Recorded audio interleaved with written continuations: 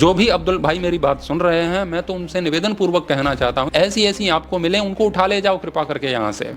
आपका एहसान होगा हिंदुओं के ऊपर। इनको बचाने के लिए हिंदू संगठन के लोग अपने प्राण दांव पर लगाते हैं। ये कोई क्लब पार्टी में नहीं आई है, ये गरबा महोत्सव में आई है। होली आएगी तो हिंदू शराब पिएगा और डीजे पर नाचेगा। दीपावली आएगी तो हिंदू जुआ खेलेगा। सावन आएगा तो हिंदू महादेव के नाम पर गांजा फूंकेगा। कांवड़ लाएगा तो सड़क जाम करेगा, उस वहां पर मारपीट करेगा, तोड़फोड़ करेगा और गांजा फूंकेगा।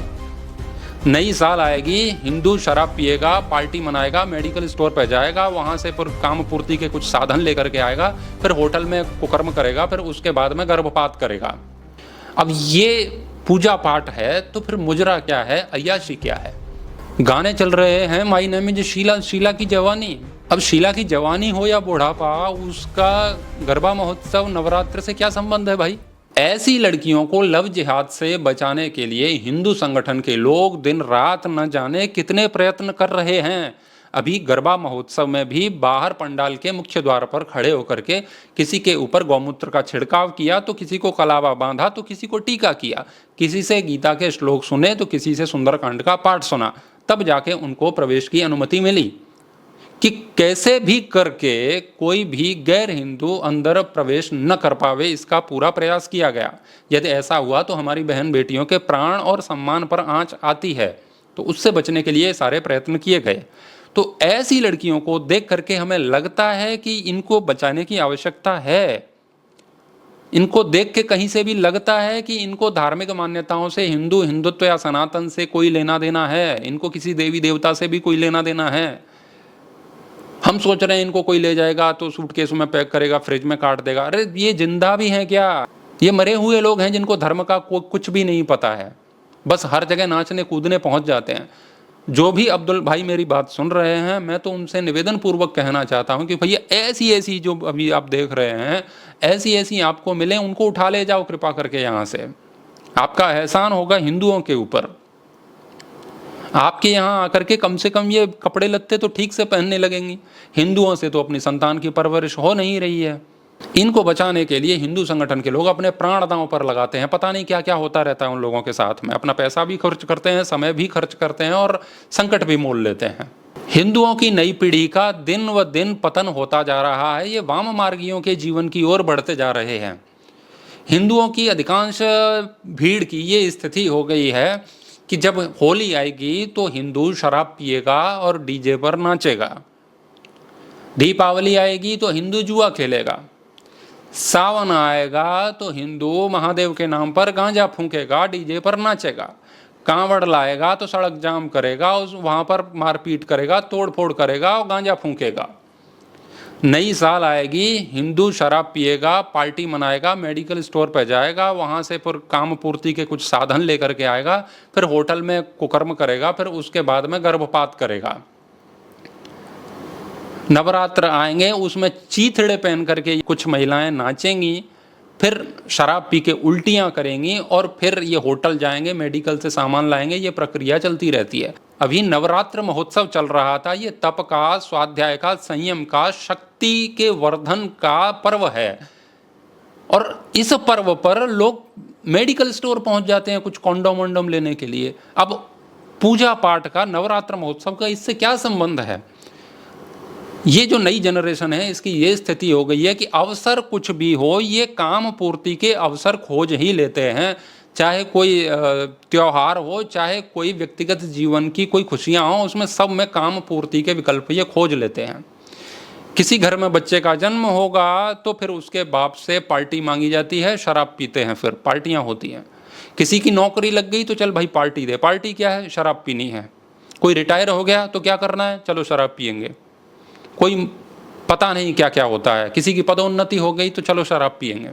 अभी नवरात्र महोत्सव के नाम पर भी, इतने पावन पर्व पर भी इन्होंने माँ दुर्गा की प्रतिमा के समक्ष नंगा नाच किया शराब पी करके। और उसमें गाने क्या बज रहे हैं? लगावे तू जब लिपस्टिक, हिलेरा सारा आरा डिस्ट्रिक्ट, जिला टॉप लागे तू। ये गाना चल रहा है। और भी हुस्न का मजा आँखों से लीजिए, और बड़ी बॉम्ब लगती मैनू, पता नहीं कौन कौन से ये प्रकार के ये गाने चल रहे हैं दुर्गा पंडाल में, दुर्गा माता की प्रतिमा के सामने। अब ये पूजा पाठ है तो फिर मुजरा क्या है, अय्याशी क्या है?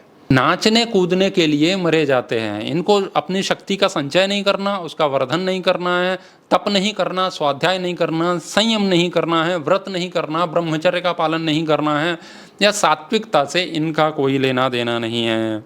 कुछ भी होगा शराब पिएंगे और नाचेंगे। कुछ लोगों को लगता है कि सनातन धर्म को मुसलमानों से, इस्लाम से बचाने की आवश्यकता है, लेकिन मुझे लगता है कि उनसे बचाने की आवश्यकता बाद में है। पहले आप हिंदुओं से ही सनातन धर्म को बचा लो, इससे ही इनकी रक्षा कर लो, ये ही खा जाएंगे सबको।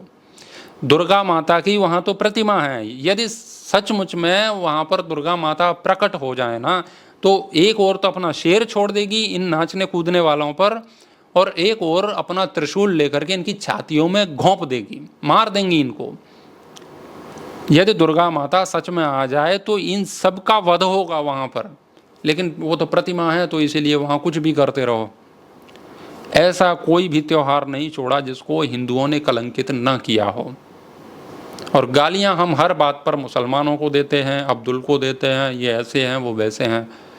हमसे अपने बच्चे संभाले नहीं जा रहे, हमारी पीढ़ी बर्बाद हो चुकी है। ये गरबा चल रहा है। गरबा क्या होता है? वो ये होता है, ये वीडियो देखो, ये है वास्तविक पारंपरिक गरबा, जिसमें सात्विकता है, जिसमें संयम है, जिसमें साधना है, जिसमें आनंद है। इसको कहते हैं गरबा। डिस्को पार्टी को गरबा नहीं कहते हैं। पहले जब त्यौहार आता था तो लोग बाहर से अपने घर आते थे। अभी होली आएगी तो घर से सब बाहर जाते हैं। कहाँ जाते हैं? वृंदावन। और वृंदावन में फिर क्या होता है वो आप होली के समय देख लेना।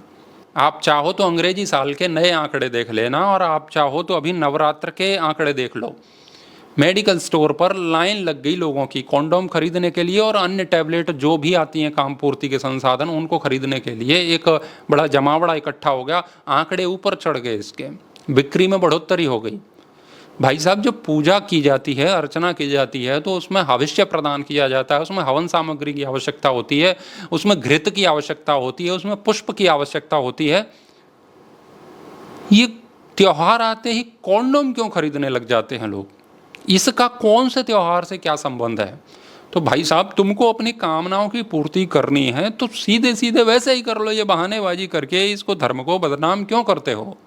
त्योहार आएगा तो हम सात्विकता बढ़ाएंगे, ये कामुकता बढ़ाते हैं। उल्टा ही सिस्टम चल रहा है। और हमको लग रहा है हिंदू धर्म खतरे में है क्योंकि मुसलमान हमें खा जाएंगे। अरे हिंदू ही खा जाएंगे धर्म को।